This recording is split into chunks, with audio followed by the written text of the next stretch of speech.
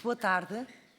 Desde já cumprimentar o chefe nacional do Corpo Nacional de Escutas e o Corpo Nacional de Escutas em geral, do Ivo Faria, o Paulo Pinto, o Carlos Martinho não veio, pelos vistos, a Pilar, não faz mal, veio com outra pessoa no seu lugar. Cumprimentar e agradecer a vossa disponibilidade e a vossa colaboração para esta audição, que é feita no âmbito de um grupo de trabalho onde estamos a avaliar a legislação sobre abusos sexuais contra menores, atendendo à prática e à atividade que desenvolvem, que lidam muito com crianças e jovens e poderão, de facto, dar-nos aqui um contributo sobre esta área, perceber também as vossas preocupações e vou só explicar-vos como é que é a dinâmica da audição para perceberem.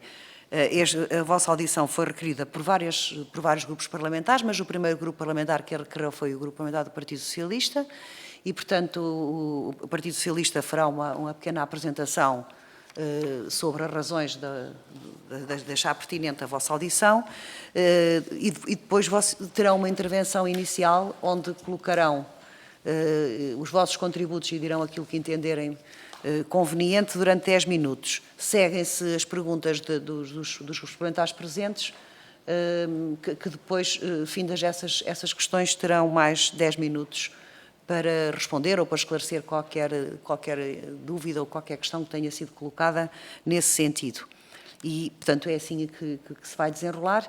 Eu vou passar de imediato a palavra ao Grupo Parlamentar do PS, à deputada Isabel Moreira, para fazer a apresentação do requerimento. Obrigada. Muito obrigada, Sra. Presidente. Eu queria começar, em nome do Grupo Parlamentar do Partido Socialista, por agradecer muito a vossa presença e dizer que a razão do nosso requerimento é bastante fácil de compreender. Como sabem, foi conhecido a 13 de fevereiro o relatório final de dar voz ao silêncio da Comissão Independente para o Estudo de Abusos Sexuais contra a Igreja Católica e a gravidade, como sabem, dos testemunhos, da extensão dos abusos, da complexidade do fenómeno e do sofrimento das vítimas. Penso que alertou toda a comunidade, toda a sociedade.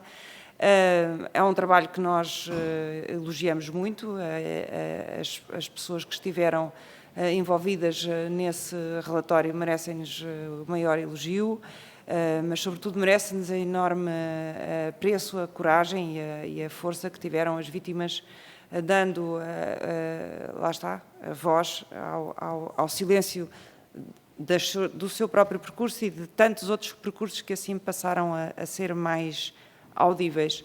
Naturalmente, do ponto de vista daquilo que são os processos que já prescreveram, do ponto de vista jurídico ou criminal, não podemos fazer mais nada. Aqueles processos relativamente aos quais se justifica um procedimento criminal, depois correrão os seus termos, mas pensamos todos e todas que há um espaço de reflexão que cabe ao Parlamento relativamente àquilo que ressalta do relatório e para o qual esse espaço, eu penso que o vosso contributo é importante, por causa da vossa experiência. Quando olhamos para o relatório e lemos as conclusões e verificamos o que são os espaços considerados de risco para as crianças, o que se passa nos locais onde as crianças têm relações com adultos, porque estão ou de férias ou porque estão entregues, no caso, por exemplo, à igreja, porque, enfim, não têm condições materiais para estar com as suas famílias ou porque estão lá temporariamente e estão em espaços fechados, o tipo de códigos que há ou não há para se sentirem à vontade para se expressarem se estão numa situação de abuso, se sentem que estão desconfortáveis, se têm sequer consciência do que é um abuso ou não é, e entendemos nós, Grupo Parlamentar do Partido Socialista, que com a vossa experiência talvez fosse útil ouvir-vos o que é que pensam que situações conhecem ou que não conhecem e qual é que seria o vosso contributo e o que é que pensam que poderia ser feito em termos de procedimentos, legais ou não legais, e qual é que seria a vossa reflexão depois de um relatório que eu penso que convocou-nos de uma forma muito forte. Muito obrigada. Muito obrigada, Sra. Deputada. Passaria agora a palavra ao Corpo Nacional de Escutas para então fazer a vossa apresentação. Muito obrigada. Muito obrigado. Aproveitamos esta ocasião para cumprimentar as senhoras deputadas, os senhores deputados e agradecer o convite e a oportunidade de estarmos nesta casa para contribuir com a nossa experiência para a melhoria dos sistemas de proteção de crianças e de jovens no contexto educativo e, em particular, na educação não formal. Consideramos que o caminho que trilhamos há vários anos nos tem vindo a preparar cada vez mais para criar um ambiente seguro onde as crianças e os jovens possam crescer e desenvolver as suas capacidades em segurança. Consideramos ainda que a proteção da criança e do jovem é um dever de toda a sociedade. O Corpo Nacional de Escutas, enquanto maior movimento de educação não formal de juventude em Portugal, garante a proteção e a segurança dos seus elementos. Para nós, esta é uma questão de princípio face à respectiva identidade e à missão de contribuir para promover para a felicidade das crianças e dos jovens que acolhe, para os ajudar a crescer e tornar-se cidadãos ativos e interventivos na sociedade em que se inserem. Todos os escuteiros, crianças, jovens e adultos, devem estar familiarizados com as regras de segurança e sã convivência, de modo a poderem reconhecer e evitar situações de risco. É por isso importante que cada escuteiro seja capaz de prevenir, de reconhecer e de lidar com uma situação que envolva risco, envolvendo a sua pessoa ou algum par, sabendo adotar os procedimentos adequados. Para tal, desenvolvemos um contínuo investimento na formação dos nossos dirigentes no que toca às matérias relacionadas com a segurança e com a proteção de crianças e de jovens, bem como um continuado cuidado na partilha e transmissão desses conhecimentos, competências e atitudes, na medida da respectiva idade e maturidade a cada um dos escuteiros. O escutismo é, sim, um movimento educativo que propicia um ambiente seguro para crianças e jovens que participam nas suas atividades. No documento Escutismo Movimento Seguro, publicado pelo CNE, Corpo Nacional de Escutas, em 2016, inclui a declaração de compromisso da Associação com a proteção de crianças e de jovens. Após a aprovação, em junho de 2019, dos principais instrumentos da estrutura de suporte para o escutismo Movimento Seguro, a Junta Central, órgão executivo do CNE, lançou uma linha de reporte que constituiu um comitê de ética, conforme está previsto nessa mesma política Escutismo Movimento Seguro. Foi igualmente criada uma equipa nacional de relatores e uma rede nacional para o apoio psicológico. Logo após a aprovação desta política em 2019, foi publicado o Manual de Boas Práticas e um Código de Conduta, que incluem as áreas consideradas prioritárias de bullying, relação educativa e abusos, internet segura e dependências, nas vertentes da prevenção, da detecção e da intervenção. A formação nesta área foi outra aposta que fizemos e, em conjugação com as nossas juntas regionais, as nossas 20 estruturas dos níveis executivos intermédios da nossa associação, promoveram a formação de formadores, bem como a disseminação destes temas pelos nossos dirigentes, que são os voluntários adultos, tendo sido igualmente definida como obrigatória para todos estes candidatos a dirigentes e dirigentes já investidos. O CNE, a título informativo, conta atualmente com mais de 10.500 voluntários adultos. Pela primeira vez, em 2020, temos vindo a incluir no nosso relatório e contas anual informação sobre todas as ocorrências verificadas nesse ano, numa perspectiva de dar conta de um ano de atividade desta estrutura de suporte, de forma transparente, responsável e consequente, no seguimento das boas práticas recomendadas pelos organismos internacionais e nacionais. Procuramos, naturalmente, proteger a descrição que estes temas merecem, razão pela qual se opta por agrupar as situações sinalizadas. Este relatório inclui uma breve descrição de todas as ocorrências, tipificando-as de acordo com a contextualização prevista pela estrutura de suporte. Todas as ocorrências reportadas merecem a atenção da nossa estrutura de suporte Escutismo Movimento Seguro, que as analisa, contacta diretamente todos os que comunicaram uma ocorrência, associados ou não associados do CNE. Da análise das ocorrências reportadas é ponderado o afastamento dos alegados agressores, bem como a instauração de processos disciplinares internos e, atenta à natureza dos factos apurados, algumas ocorrências são ainda objeto de denúncia às autoridades judiciais. A todas as vítimas é oferecido apoio psicológico, tendo em alguns casos as vítimas aceitado e recorrido a esse mesmo apoio.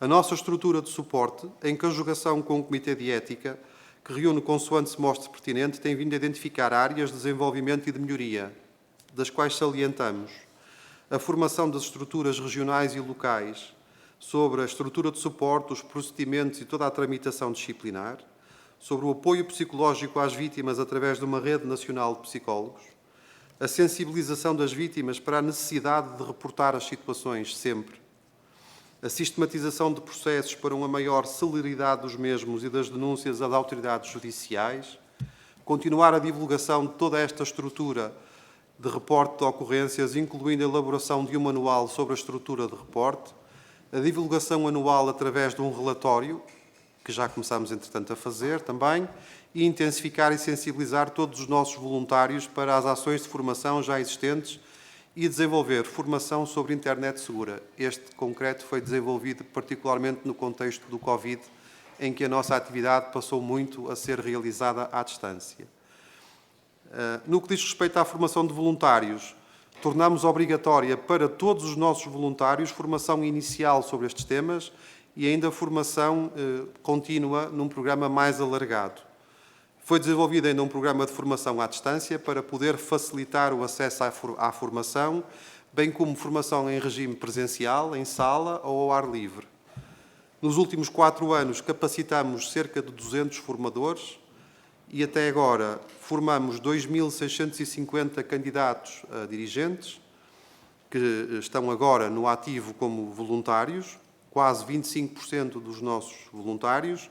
Formamos até agora 4.100 voluntários que já estavam no ativo, cerca de 40%, prefazendo um total de 65%. Esta formação continua todos os anos a ser desenvolvida. O nosso objetivo é, nos próximos 12 meses, completarmos cerca de 3.600 novas sessões de formação capacitadas para os nossos dirigentes.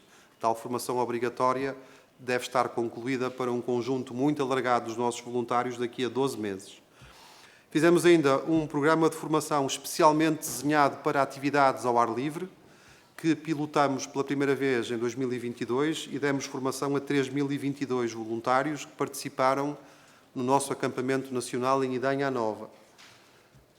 Todos os restantes adultos não escoteiros que se associaram àquele acampamento porque nos foram visitar ou porque eram nossos parceiros em oficinas e workshops, autarcas, membros do Governo, da Presidência da República, não receberam esta formação, mas receberam uma ação de sensibilização para o mesmo assunto. Desenvolvemos ainda formação específica para o recrutamento e a seleção de adultos voluntários, para as nossas cerca de 1.000 estruturas locais poderem aplicar essa mesma formação na seleção dos voluntários. Finalmente, todos os nossos voluntários, os 10.500, entregam todos os anos a sua certidão de registro criminal, que é avaliada uma a uma todos os anos entre os meses de janeiro e de março, sendo avaliada a idoneidade de cada um dos nossos adultos e sendo analisados caso a caso todas as situações, independentemente das anotações que a certidão tenha, serem com crimes de natureza sexual ou de violência doméstica ou as outras que estejam previstas na Lei 113/2009, todas as outras situações são objeto de análise e ponderação ano após ano. Isto desde 2013. Na formação de jovens, temos apostado no desenvolvimento em parceria com a Pórticos e uma nossa associação congénere espanhola na formação vocacionada para as crianças e para os jovens, que para nós são o primeiro agente de proteção e de segurança, como dizíamos há bocadinho, de si mesmos e dos seus pares, para os sensibilizar sobre estes temas, para que eles tenham uma cada vez maior percepção sobre aquilo que é correto e sobre aquilo que não é suposto acontecer e para os deixar também mais à vontade para poderem reportar com os seus companheiros, com os seus amigos, com os seus voluntários que os acompanham, todas as situações que tenham conhecimento ou que se apercebam que não estão de acordo com aquilo que era suposto. Tudo isto para estimular, obviamente, a necessidade de estarem atentos aos riscos que os rodeiam e de cada vez mais desenvolverem estas competências e de estarem num ambiente seguro que os permita crescer e desenvolver-se. Temos desenvolvido parcerias com outras instituições, quer escotistas, quer guidistas, nacionais, estrangeiras, com a Igreja Católica, com a sociedade civil e com os membros também das áreas do Governo, que para nós são cruciais para conseguirmos ter algum sucesso, algum desenvolvimento numa associação que tem quase 70 mil membros e que está assente no trabalho voluntário e com um financiamento bastante curto. Em relação ao relatório da Comissão Independente para os Abusos Sexuais contra Crianças e Jovens na Igreja Católica, nós colaboramos desde a primeira hora com o trabalho que aquela Comissão fez, reunimos várias vezes com a Comissão e com ela partilhamos todas as situações que tínhamos dos últimos 30 anos, de que tínhamos registro e conhecimento, e que eram 19 casos, incluindo 2 que, na verdade, eram casos de relações de abuso interpares. Podiam não caber exatamente dentro do âmbito da Comissão, mas nós resolvemos incluir na mesma. A Comissão reportou um total de 25 casos, o que quer dizer que havia alguns casos que não eram do nosso conhecimento, 19 eram os mesmos que nós lhes tínhamos reportado, e depois havia 7 que não eram, isto soma 26, porque havia um que era comum. Dos 7 que nós não conhecíamos, 2, após uma reunião que fizemos com os membros da Comissão e do Arquivo Histórico, que nos deram alguma informação que era possível passarem sobre os casos em concretos que nós não tínhamos, verificamos que 2 casos diziam respeito, na verdade, à mesma situação. E esse caso, entretanto, nós conseguimos identificar o alegado agressor, entregamos a informação às autoridades civis, que a Comissão não tinha a identificação do agressor. Entretanto, o assunto foi arquivado, o agressor faleceu, entretanto. E dos 5 casos que sobram, 2 casos que envolvem sacerdotes, os sacerdotes também já não estão no ativo e, na verdade, os casos não diziam respeito ao CNE. As vítimas eram, entre outras coisas, escoteiros e, por isso, houve esta ligação, mas as agressões, ou as alegadas agressões, não ocorreram num contexto de atividade escotista. E, finalmente, dos outros 3 casos, também havia um caso em que o agressor já tinha falecido há cerca de 15 anos, e dos restantes 2, abrimos um procedimento disciplinar porque conseguimos identificar o alegado agressor porque a vítima veio abordar-nos, posteriormente à emissão do relatório. Esse caso foi, entretanto, arquivado e, finalmente, sobra um último caso que ainda está a ser analisado. Daquilo que conseguimos perceber das recomendações emitidas nesse mesmo relatório, iniciamos, obviamente, um processo de reflexão interna, parte do qual já está refletida em ações que, entretanto, empreendemos. Continuamos a tentar fortalecer, continuamos a tentar, obviamente, estar sempre que podemos e com a nossa energia ao lado das vítimas, procurando dar-lhes apoio, procurando fazer com que as reparações necessárias sejam aquelas que vão ao encontro das suas necessidades. Começámos a reunir com o Grupo Vita, que foi aquele que deu sequência ao grupo que preparou aquele estudo e aquele relatório, e começamos a colaborar com eles. Sentimos que é necessário haver uma aproximação entre instituições, não só do Grupo Vita, mas outras que lidam com crianças e jovens, porque muitas vezes a informação que uma instituição tem não é partilhada com as restantes. E isso dificulta muitas vezes a identificação precoce das situações dos alegados agressores, principalmente porque enquanto que nós temos um trabalho de tentar identificar um agressor tem o trabalho oposto de tentar não ser identificado e muitas vezes anda a saltitar de instituição em instituição e muitas vezes só muito tarde é que se percebe que ele já havia um rumor, já havia qualquer coisa que indiciava um problema. Para concluir, dizer-vos que temos consciência de que com todo este trabalho procuramos criar um ambiente o mais seguro possível para as crianças e para os jovens, mas temos também a consciência de que não é possível, ainda assim e infelizmente, colmatar todas as falhas. Tanto trabalho que vamos desenvolvendo, tantos contactos que vamos fazendo e parcerias que vamos fazendo, obrigam-nos todos os dias a aprender, cada vez menos, felizmente, com as falhas que vamos detectando, mas muito reconhecidamente, sabendo, tendo consciência que é um trabalho que nunca se conclui. Há sempre algo mais que pode ser feito, há sempre uma dificuldade em darmos o passo seguinte e vamos sempre a esforço tentando dá-lo. O que é que achamos que pode e deve ser feito ainda? Está a concluir, já ultrapassou. Já ultrapassei? Já. Vou mesmo concluir. Achamos que é necessário que sejam desenvolvidos e disponibilizados meios para apoiar as instituições no recrutamento e seleção de voluntários. É preciso apoios dirigidos à revisão permanente da idoneidade dos voluntários. É preciso programas dirigidos a apoiar o desenvolvimento de ferramentas pedagógicas para os jovens. É preciso apoio para a formação e para a capacitação dos nossos voluntários. É preciso reconhecer a formação ministrada. É preciso um maior estímulo ao desenvolvimento de parcerias entre a escola, as famílias e as instituições e ter uma linha de suporte pública que dê apoio direto e específico a todas as associações que lidam com crianças e jovens, incluindo o apoio psicológico, como se faz, e incluindo o apoio aos cuidadores, incluindo apoio técnico, incluindo apoio jurídico e, se calhar, também uma campanha pública que dissemine e sensibilize diretamente os jovens para estas realidades. E agora, obviamente, estamos disponíveis. Muito obrigada. Eu daria novamente a palavra à sua deputada do Partido Socialista, Isabel Moreira, para formular 4. Há alguma com todos e, portanto... Muito obrigada, Sr. Presidente. Eu queria agradecer a extensa apresentação da vossa reflexão, porque, de facto, o Corpo Nacional de Escutas é muito grande e envolve muitos jovens, e daí que tenha merecido a atenção que mereceu por parte do relatório, daí que tenha sido para nós muito importante ouvir-vos. Agradecemos também o facto de terem tido o cuidado de nos explicarem o que é que aconteceu exatamente aos casos que foram identificados no relatório.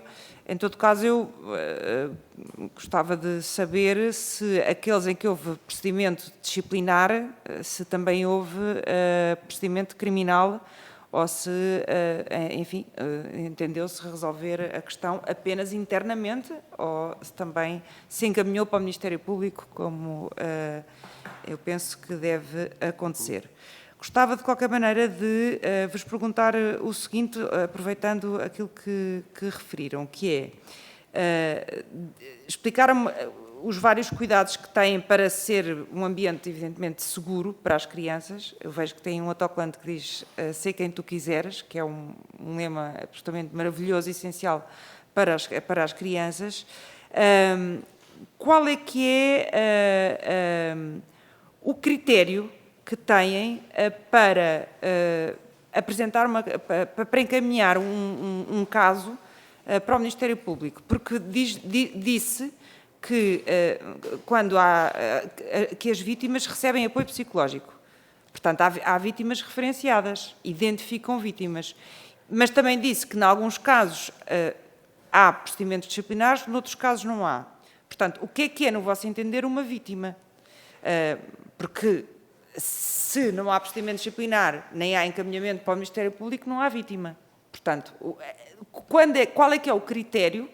Qual é o critério que utilizam numa lógica de jurisdição interna do vosso Corpo Nacional do Corpo Nacional de Escutas, para entenderem, estamos aqui para uma situação de vítima que precisa de apoio psicológico, pelos vistos dão, mesmo que não haja nenhum processo disciplinar, mesmo que não haja nenhum encaminhamento para o Ministério Público.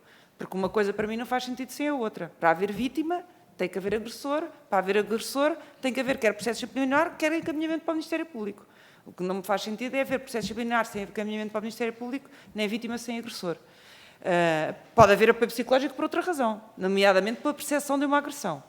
Em segundo lugar, eu gostava de saber se tem procedimentos internos que portanto, autorregulam no sentido de há aqui uma criança que fala e se há, enfim, de acordo com aquilo que é a vossa regulação, há uma formação no sentido da criança ser empoderada para poder falar, aquilo que é formado, aquilo que é empoderado à criança é no sentido de ela se dirigir a quem? A quem é que a criança se dirige? A quem é que o jovem ou a jovem se dirige? Depois, quando formaliza esse desconforto, essa queixa, essa agressão, o que seja, qual foi as crianças verbalizam de formas muito variadas, como sabem, a resposta é qual? Portanto, quem é que responde? E depois, comunica-se imediatamente aos pais ou não se comunica imediatamente aos pais? A CPCJ é envolvida ou a CPCJ não é envolvida? No fundo, o que eu gostava de saber é se há uma lógica de tratamento interno da questão, uma vez que me parece que tiveram cuidado de ter formação, códigos de conduta, inclusivamente um awareness muito importante e muito interessante de algo que até estávamos a falar antes de chegarem, que tem a ver com a criminalidade online, que é um tema que haveremos de tratar mais à frente. Mas, para mim, era muito importante saber se as questões são tratadas na lógica de jurisdição interna, se me faço entender, ou se não. Quer dizer, a partir do momento em que uma criança percepciona que está a ser vítima de algo que claramente não deveria ser vítima, se imediatamente, para além das campainhas que devem soar no Corpo Nacional de Escutas, se o próprio Corpo Nacional de Escutas faz soar as outras campainhas, nomeadamente as autoridades judiciárias, a CPCJ, se for o caso, e os familiares. E para mim isso era uma questão mesmo muito, muito importante de perceber. E também gostava de perceber melhor quais são os princípios a que se reportam ou em que se apoiam para os vossos códigos de conduta, para aquilo que são os vossos princípios fundamentais. Imagino que sejam guidelines internacionais, mas de qualquer maneira, se pudessem elaborar um pouco sobre isso mais, eu agradecia. Muito obrigada mais uma vez pelo cuidado e pela extensão da vossa apresentação. Muito obrigada, Sra. Deputada. Passava agora a palavra à Sra. Deputada do Grupo Parlamentar do PSD, Deputada Emília Cerqueira, por favor. Obrigada, Sra. Deputada Coordenadora. Começo por cumprimentar o Corpo Nacional de Escutas, na pessoa do Ivo Faria, que é chefe nacional do Corpo de Escutas, e naturalmente à comitiva que o acompanha. Primeiro, agradecer-lhe aquela explicação que nos deu, porque foi bastante objetiva e concisa de todos os passos que tem dado o Corpo Nacional de Escutas, que é fundamental nos nossos jovens, no país inteiro. Temos milhares e milhares de jovens que fazem parte do Corpo Nacional de Escutas em todas as localidades do país. Temos a vossa instituição, bem como milhares de jovens que aprendem a interajuda, uma série de técnicas e de regras para crescerem como adultos saudáveis e salutares.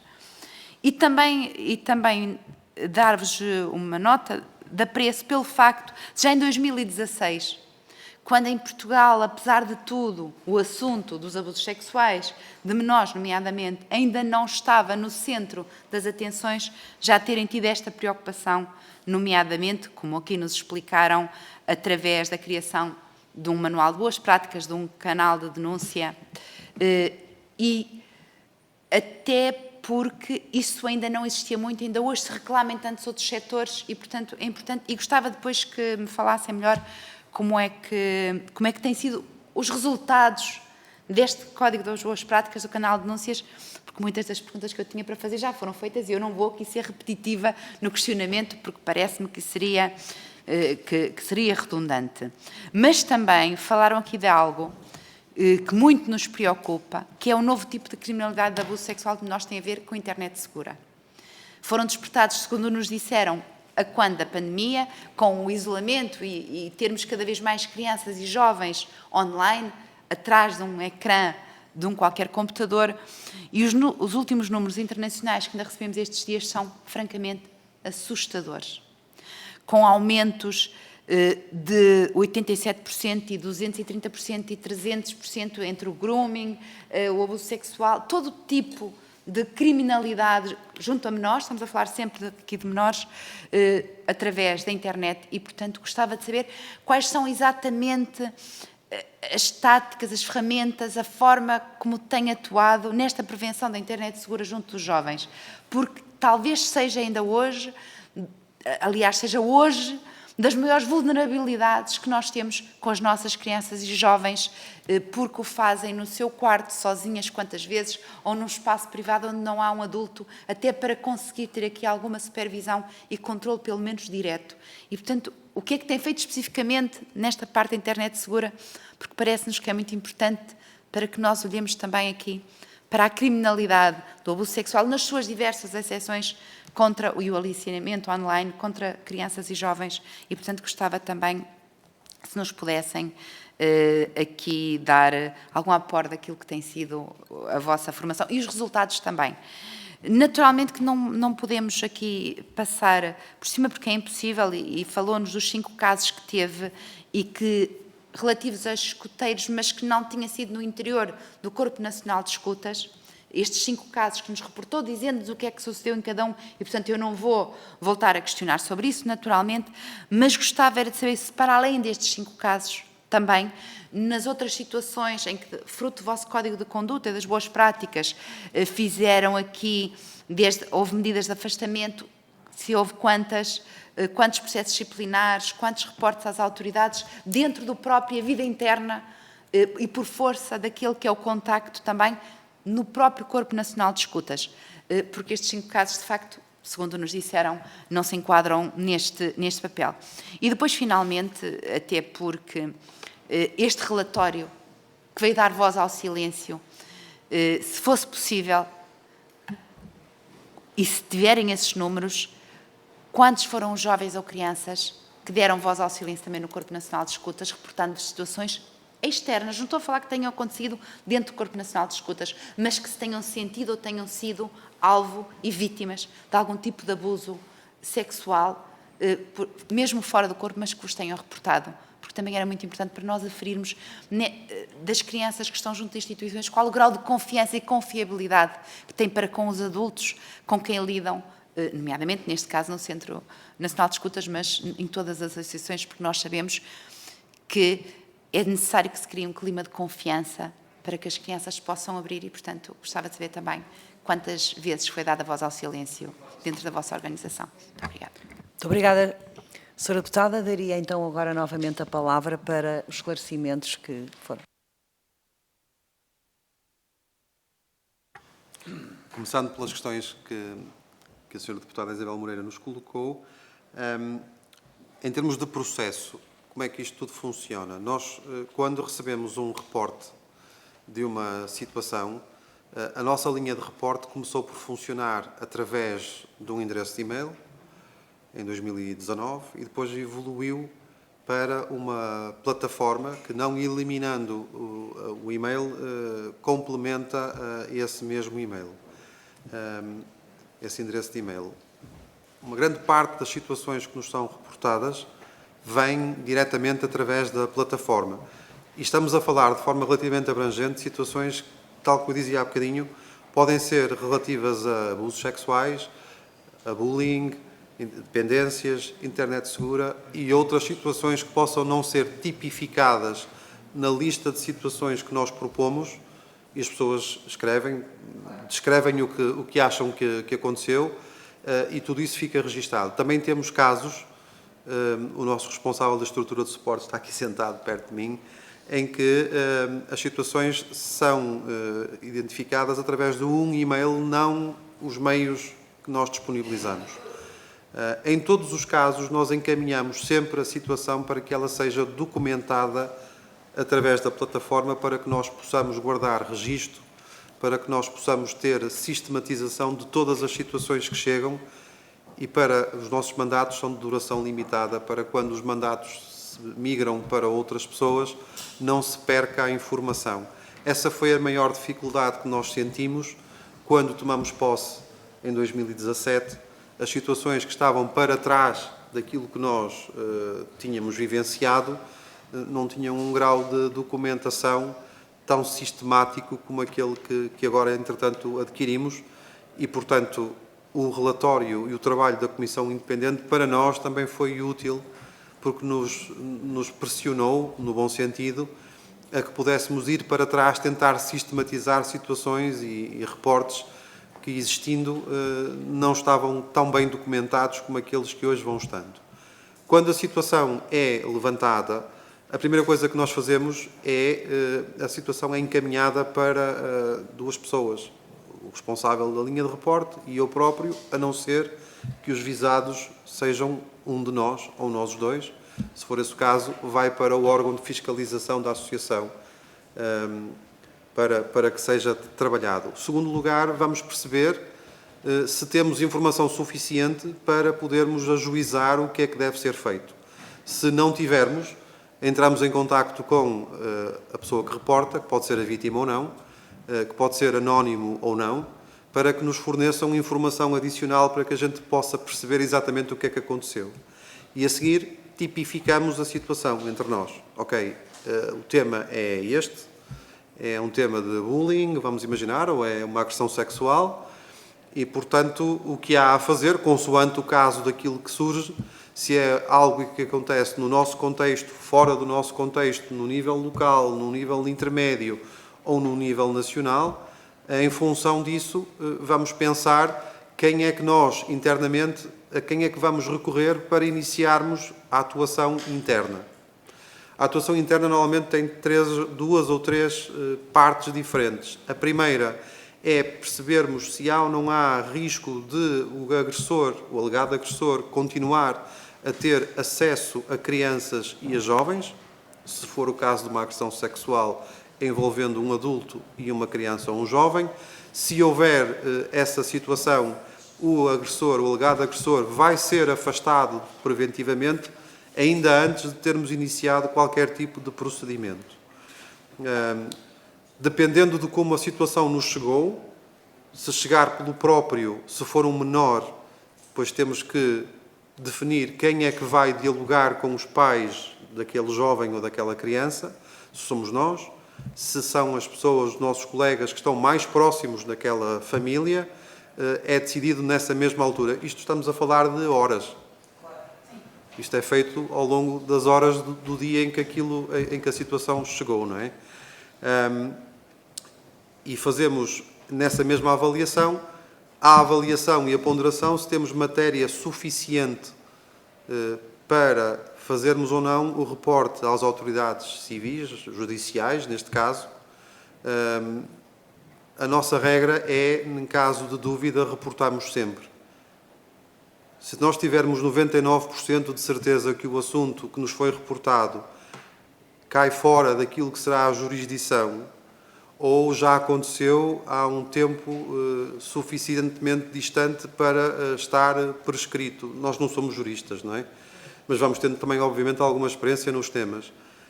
Quando nós temos 1% que seja de dúvida de se a matéria merece ou não ser investigada, nós reportamos na mesma. Preferimos que seja o Ministério Público que nos diga, ou a Polícia Judiciária, ou a GNR, qualquer um dos três, nos digam essa situação está fora daquilo que nós podemos trabalhar, do que sermos nós a tomar essa decisão.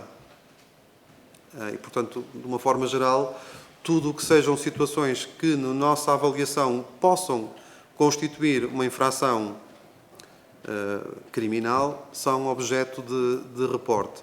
No nosso caso concreto interno, o nosso ordenamento disciplinar não funciona assim.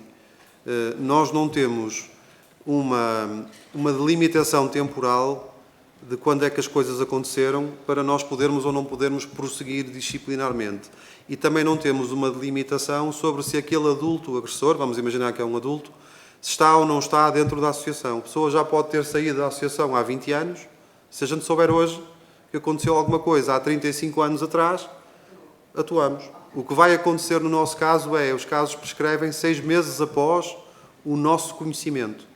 Portanto, se nós soubermos hoje de algo que aconteceu há 2 décadas atrás, o agressor alegado, estando no ativo ou não estando, se nós o conseguirmos identificar, o mais provável é abrirmos um procedimento disciplinar, primeiro para averiguar se há matéria para iniciar o processo, o que implica nomear um instrutor e produzir uma nota de culpa, e depois todo o processo interno há de prosseguir, e mesmo nestes casos nós vamos provavelmente saber que aquilo estará quase de certeza prescrito.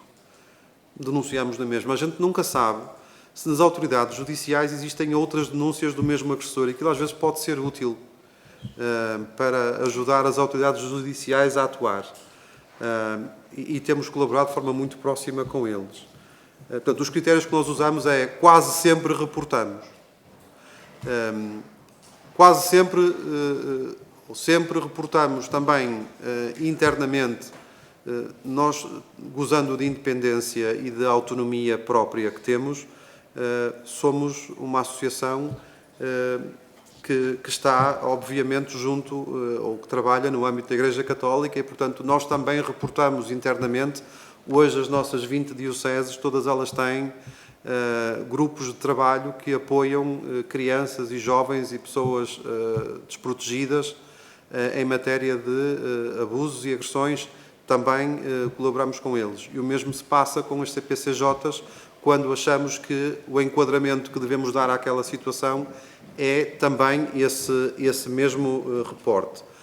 Contamos muitas vezes com apoio jurídico. Nós, com todos os voluntários que temos e com que contamos, obviamente que alguns são juristas e, portanto, são aqueles que nos ajudam de forma mais direta, procurando criar aqui alguma independência entre os nossos voluntários que nos estão a apoiar a lidar disciplinarmente, por exemplo, com as situações face a onde é que aquela situação reporta, quem são as pessoas, também procuramos fazê-lo. Os nossos processos disciplinares permitem apoiarmos-nos e socorrermos de pessoas que, não sendo associados, possam ser chamadas a colaborar com o instrutor em todo o processo. E já o temos feito também. Como é que nós fazemos para perceber se estamos ou não estamos perante uma vítima? Essencialmente é neste ajuizamento que fazemos de toda a situação que nos é reportada. As crianças e os jovens, há vários padrões. Há crianças e jovens que se dirigem a colegas da mesma idade, vou usar alguma linguagem escotista, da mesma patrulha. Portanto, nós os 4 trabalhamos juntos. E, portanto, as pessoas normalmente em quem a criança ou o jovem mais se vão basear são os próprios amigos. E, portanto, daí nós estarmos a desenvolver e estarmos a fazer, em conjugação com os nossos colegas espanhóis, formação muito concreta a tentar dinamizar e sensibilizar a atuação dentro do grupo. As atividades normalmente não são participadas de forma isolada. As crianças e os jovens trabalham em grupos. E, portanto, muitas vezes é a criança ou o jovem que está ao lado que se apercebe que algo de estranho está a acontecer.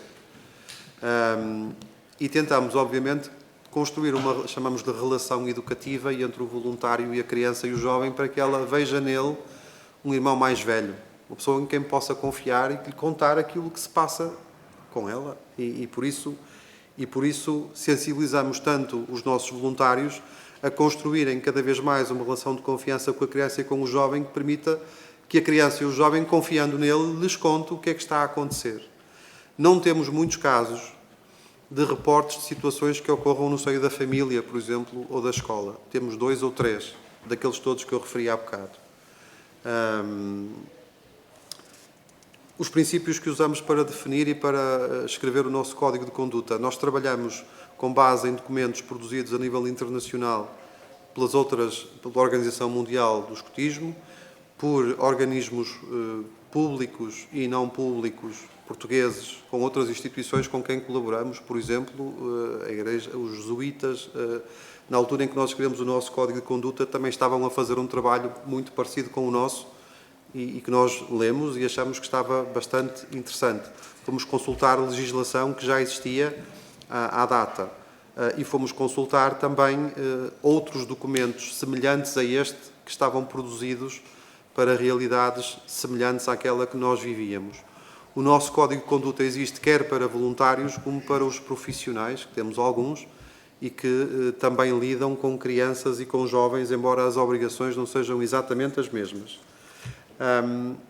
Em termos de canal de denúncia, eu acho que já expliquei mais ou menos como é que funciona. Da internet segura, aquilo que nós chamamos de internet segura, nós sentimos muito a necessidade de trabalharmos estes temas. Todos os casos que nós reportamos, estes 25 que há bocadinho referenciei, entretanto já recebemos mais 5 reportes desde fevereiro de 2023 e a data presente. dos quais 2 são relações interpares. Os casos de internet segura não fazem parte desta lista, vá lá, que eu há bocadinho quantifiquei, porque é outra tipologia diferente. Portanto, dos 25 que nós temos, nenhum deles tem uma dupla natureza de problemas relacionados com internet segura e, ao mesmo tempo, abusos sexuais. Temos um caso de assédio sexual em que um dos meios do assédio foi a troca de mensagens, nós não o classificamos nos temas da internet. É uma área onde nós não temos recebido muitas sinalizações. A conclusão a que nós chegamos, quando há poucos reportes, cada reporte para nós é um drama, como vocês imaginam. E é um drama vivido na primeira pessoa pela vítima, não é? Quando nós temos 1, 2, no ano da pandemia, não recebemos nenhum reporte de natureza sexual.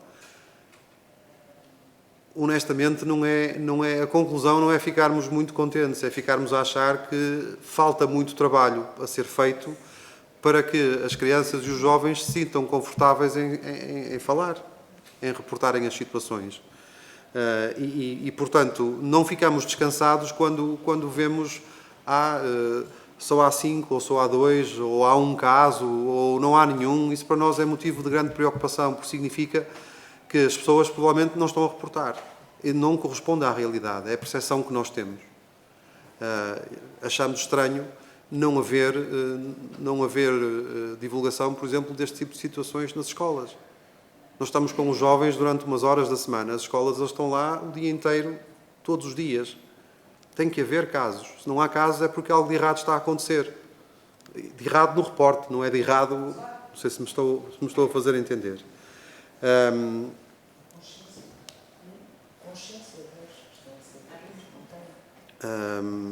Sim, felizmente nós achamos que os vários ambientes em que o jovem se movimenta, em que a criança está, estão todos a evoluir.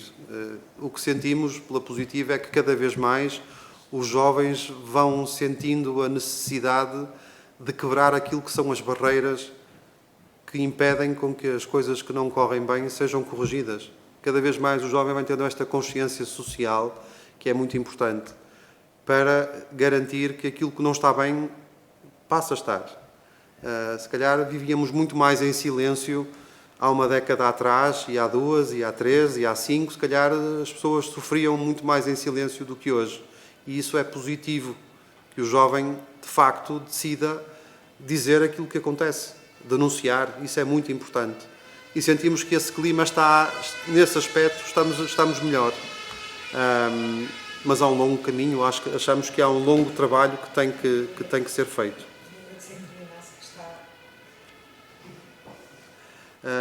Eu, para terminar, queria obviamente agradecer-vos o facto de nos terem convidado a estarmos cá e a podermos dar também o nosso próprio testemunho e contributo e dizer que estamos muito interessados em continuar a colaborar para que os nossos ambientes onde os jovens estão sejam cada vez mais seguros. E se pudermos colaborar com o vosso grupo, com o vosso trabalho, não necessariamente estando aqui como hoje estamos, mas de outras formas, de outros contributos, partilhando convosco aquilo que vão sendo os nossos trabalhos, as nossas conclusões, pois temos todo o interesse e queremos reconhecer-vos também, obviamente, e agradecer o facto de estarem a trabalhar para que também do ponto de vista legislativo e público possamos ter esta evolução que é muito útil para os jovens, para a nossa sociedade, para o futuro que já é hoje. Muitíssimo obrigada. Eu quero de facto agradecer imenso o contributo que trouxeram. São de facto uma entidade que lida com imensas crianças e jovens. Agradecer-vos acima de tudo o trabalho que levam a cabo em todo o país na formação de crianças e jovens. Agradecer até algum engenho e arte que têm em motivar as crianças para a vida ao ar livre, para o respeito pela natureza, pelos animais e pelo espírito de grupo e de entreajuda que é vosso apanágio. Sabendo, como é vosso lema, e esperando, como quase que estejam sempre alerta, para todas as situações que possam reportar-nos. Muitíssimo obrigada, muitíssimo obrigada. Sim, isso agradecíamos.